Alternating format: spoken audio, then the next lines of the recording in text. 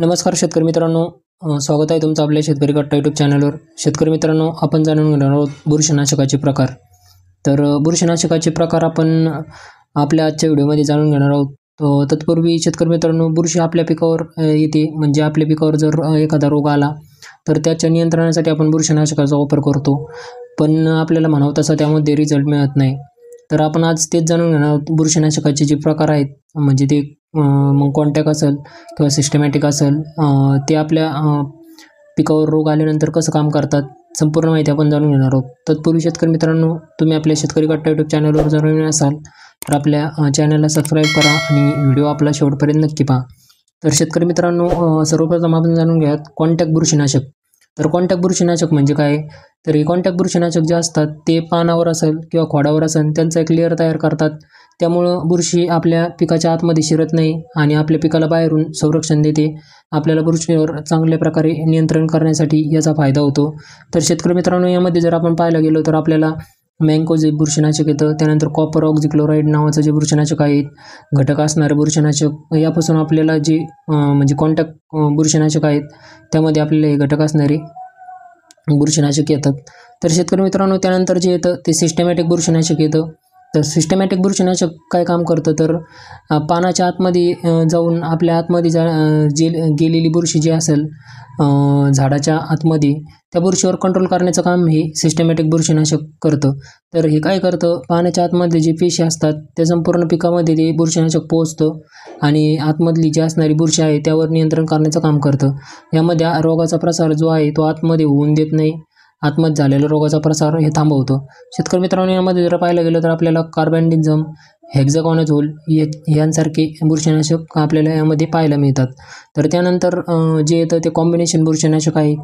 Combination बुरशीनाशक म्हणजे काय, तर हे जे बुरशीनाशक आहे ते दोन प्रकारे काम करतं, एक म्हणजे बाहेरून आणि दुसरं म्हणजे आतून, म्हणजे कॉन्टॅक्ट प्लस सिस्टमॅटिक अशा दोन्ही प्रकारे काम करतं। त्यामुळे आपल्याला याचा 100% रिझल्ट आलेला दिसून येतो।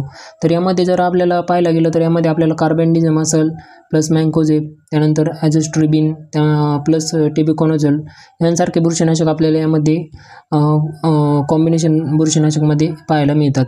तर त्यानंतर जे येतं ते संरक्षणात्मक बुरशीनाशक येतं। संरक्षणात्मक बुरशीनाशक म्हणजे काय, तर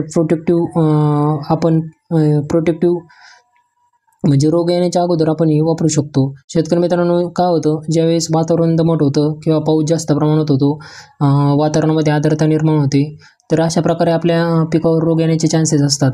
तर हे रोग टाळण्यासाठी आपण अगोदरच जर याचा वापर केला तर आपल्या पिकावर रोग येत नाही। तर शेतकरी मित्रांनो, यामध्ये कॉपर ऑक्झिक्लोराइड येतं, त्यानंतर मँकोझेब येतं, यांसारखे बुरशीनाशक हे क्युरेटिव्ह स्टेजला आपण वापरू शकतो। शेतकरी मित्रांनो, त्यानंतर जे येतं ते उपचारात्मक बुरशीनाशक येतं, म्हणजे क्युरेटिव्ह म्हणजे काय, तर रोग दिसल्यानंतर आपण याचा वापर करू शकतो। तर आधी जो आलेला जो संसर्गजन्य रोग आहे आपल्या पिकावर तो कमी करण्यासाठी आपण याचा वापर करू शकतो। शेतकरी मित्रांनो, यामध्ये आपल्याला हेक्झाकॉनाझोल, त्यानंतर ट्रायसायक्लोझोल नावाचे बुरशीनाशक आपल्याला यामध्ये पाहायला मिळतात। तर त्यानंतर शेतकरी मित्रांनो, आता आधुनिक जे बुरशीनाशकांचा गट आपल्याला आलेला पाहायला मिळतो, त्यामध्ये ॲझोस्ट्रोबिन असेल, त्यानंतर ट्रायझोल असेल, टेबिकोनाझोल असेल, प्रोपिकॅनाझोल असेल, त्यानंतर बेझिमिडाझोल, कार्बेंडिझम, त्यानंतर डायकार्बोक्झामाइड यांसारखे जे आधुनिक बुरशीनाशकांचे आपल्याला आता पाहायला मिळतात।